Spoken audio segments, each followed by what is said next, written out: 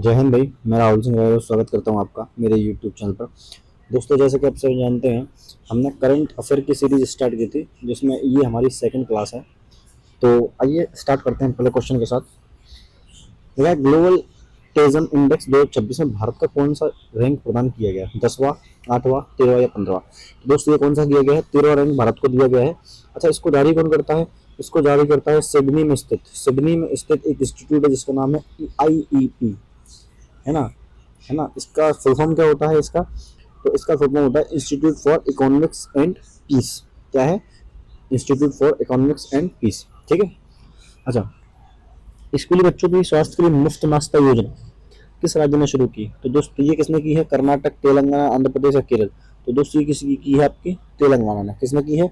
तेलंगाना है। अच्छा, इससे मिलती जुलती एक स्कीम है जिसका नाम है mid day meal scheme. Mid day meal scheme, है ना। तो मिड डे मील स्कीम जो है, इसकी शुरुआत कब हुई थी? 1925 में।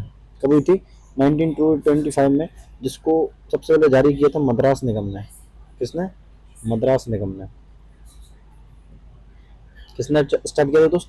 तो मद्रास निगम ने। कब? 1925 में। बाद में क्या हुआ कि तमिलनाडु ने इसे अपने पूरे पूरे राज्य में जो है क्या कर दिया था? लागू कर दिया था।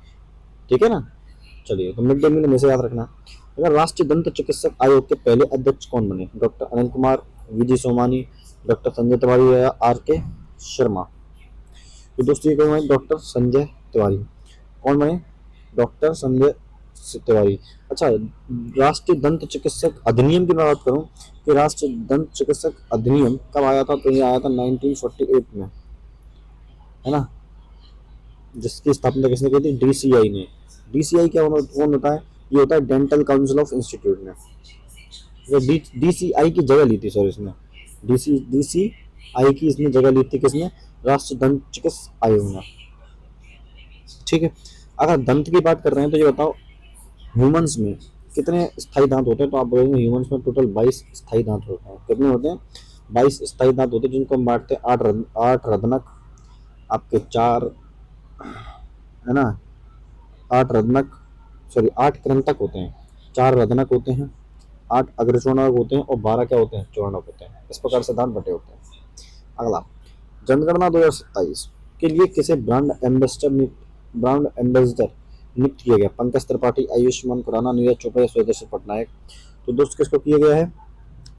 ये आपके सुदर्शन पटनायक को। किसको किया गया है? सुदर्शन पटनायक को। अच्छा, ये कौन है? ये एक सैंड आर्टिस्ट है। क्या है? एक सैंड आर्टिस्ट है। ये रेत पे अपनी कृति बनाते हैं। 2014 में क्या है? आपका एक अवार्ड मिल चुका है जिसे पद्मश्री बोलते हैं, है ना। अच्छा, बात करूँ मैं जनगणना की, तो भारत की पहली जनगणना कब की गई थी? 1872 में। कब की गई थी? 1872 में, लॉर्ड मियो के कार्यकाल में। किसके में? लॉर्ड मियो के कार्यकाल में। ठीक है। चलिए, देखा, यूके हाउस ऑफ कॉमन्स में महिला सशक्तिकरण पुरस्कार पाने वाली भारतीय अभिनेत्री कौन है? ऋतुपर्णा सेनगुप्ता, विद्या बालन, प्रियंका चोपड़ा या दीपिका पादुकोण? तो कौन है दोस्त?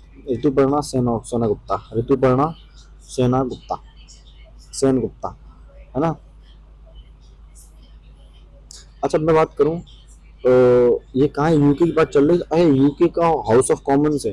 इसे हम संसदों की जननी भी कहा जाता है। क्या कहते हैं? संसदों की जननी कहा जाता है। अच्छा, जो ब्रिटिश है, ब्रिटिश का जो सदन है, दो दो हिस्सों में बटा रहता है। एक होता है हाउस ऑफ लॉर्ड्स, एक होता है हाउस ऑफ लॉर्ड्स, और दूसरा होता है House of Commons. House of Lords and House of Commons. House of Commons ये हायर पार्ट होता है, ये हायर पार्ट होता है। हाउस ऑफ कॉमन्स होता है, ये लोअर पार्ट होता है। ठीक है। इस प्रकार से आगे बढ़ेंगे। अगर भारत का पहला LPG automated teller machine ATM कहाँ स्थापित किया गया? पहला LPG automated teller machine ATM कहाँ स्थापित किया गया दोस्त? तो ये कहाँ किया गया है? आपका नोएडा, हैदराबाद, गुरुग्राम में, बेंगलुरु। तो ये किया गया हैदराबाद में। कहाँ किया गया है दोस्त? हैदराबाद में। अच्छा, हैदराबाद की बात आई है तो आप बताएंगे हैदराबाद के अंदर क्या है? सरदार वल्लभ भाई पटेल पुलिस अकादमी स्थित है, जहाँ पर IPS वगैरह की ट्रेनिंग की जाती है, प्रशिक्षण किया जाता है IPS वगैरह का। ठीक है। अच्छा, LPG की बात करते हैं। LPG में मुख्य कौन सी दो गैसें होती हैं? एक तो होती है प्रोपेन, प्रोपेन, और प्लस कौन सी होती है? ब्यूटेन। कौन सी होती है? ब्यूटेन। अच्छा, इसमें गैस के लिए कौन सी सुगंध के लिए कौन सी गैस मिलाई जाती है? तो methyl mercaptan, methyl mercaptan, methyl mercaptan. ठीक है कि नहीं? इतनी चीजें याद रखेंगे। चलिए, फ्रांस के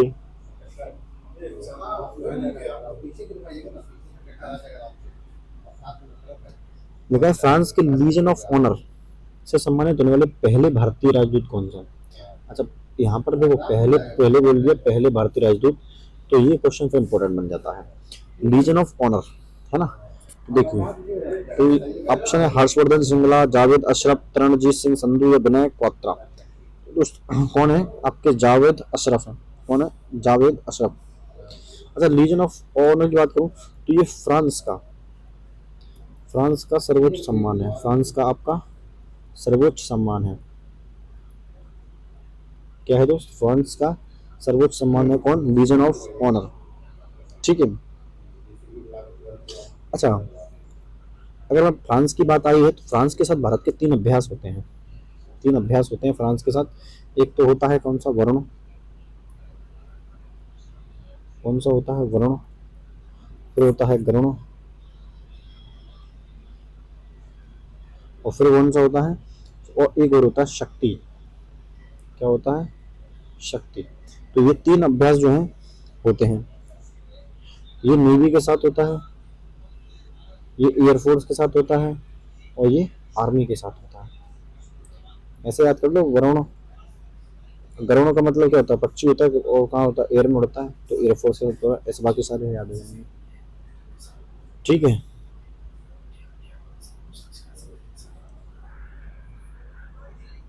अगला, विश्व की 7 ज्वालामुखी चोटियों पर सबसे तेज चढ़ाई का रिकॉर्ड किसने बनाया? विश्व की 7 ज्वालामुखी चोटियों पर सबसे तेज चढ़ाई करने का रिकॉर्ड किसने बनाया?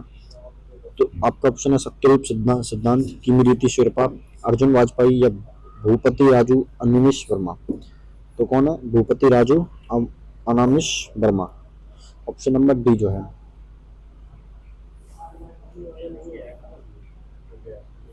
अब देखिए, बात करो एशिया का जो सबसे बड़ा ज्वालामुखी वो कौन सा है? तो एशिया का है माउंट दामवंत। कौन सा है? माउंट आपका दमावंत, दमावंत। ये कहाँ पर पड़ता है दोस्त? ये आपका ईरान में पड़ता है। कहाँ पड़ता है? ईरान का। ठीक है। लगा 2024-25 के दौरान भारत का शीर्ष कपड़ा निर्यातक राज्य कौन सा है? ऑप्शन ए गुजरात, महाराष्ट्र, तमिलनाडु या उत्तर प्रदेश। तो ये दोस्त है गुजरात। कौन सा है आपका? गुजरात। गुजरात कपास का भी सबसे बड़ा उत्पादक है। गुजरात क्या है? कपास का सबसे बड़ा उत्पादक है। और कपास को हम सफेद सोना बोलते हैं, है ना? सफेद सोना कपास को, है क्या नहीं? अच्छा, अगर मैं इसमें बात करूँ सूती मिल, तो भारत की जो पहली सूती मिल है, भारत की जो पहली सूती मिल है, ये कब बनाई गई थी? 1818 में। कहाँ पर? Fort cluster. कहाँ पर? Fort cluster, fort cluster.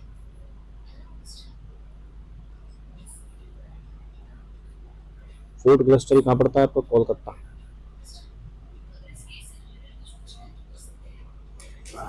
ठीक। अगला है प्रसिद्ध चपचारकुट उत्सव। चपचारकुट उत्सव का संबंध किस राज्य से है?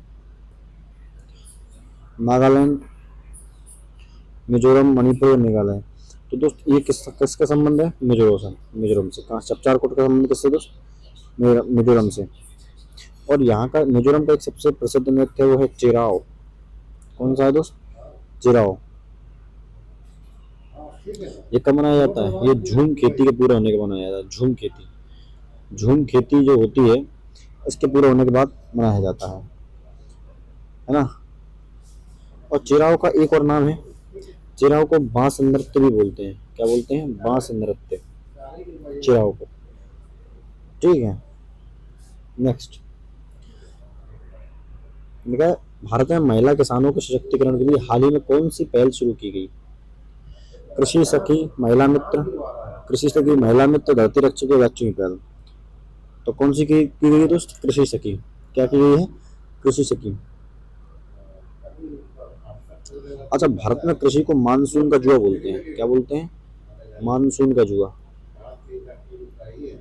मानसून का जुआ। कारण क्या है कि अधिकतर खेती किस पर डिपेंड कर जाती है? मानसून पर, है ना। चलिए आगे बढ़ते हैं।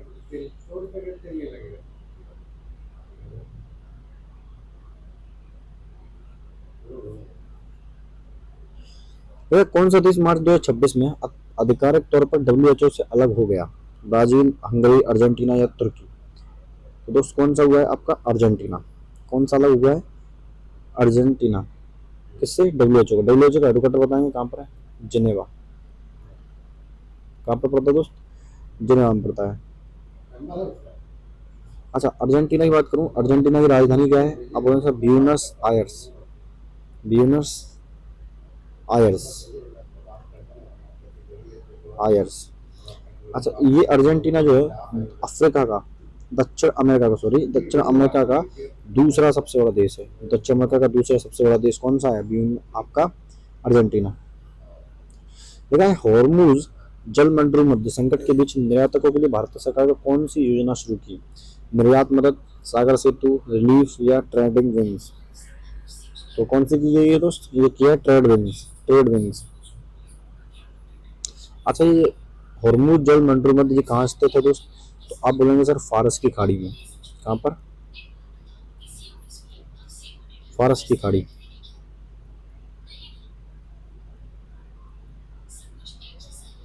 कहाँ है दोस्त? फारस की खाड़ी में स्थित है। और कौन सी है? और इसके मध्य है ओमान की खाड़ी। ओमान की खाड़ी। तो समझ गए, एक तो फारस की खाड़ी है, दूसरा ओमान की खाड़ी। अच्छा, ये वो मार्ग है जहां से पूरी दुनिया में कच्चा तेल जाता है। समझ आ रहा है कि नहीं आ रहा है? चलिए,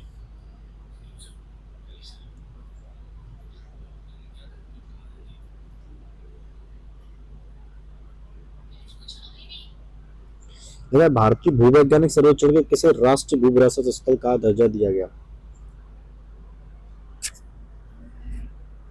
एक सेकंड लगेंगे।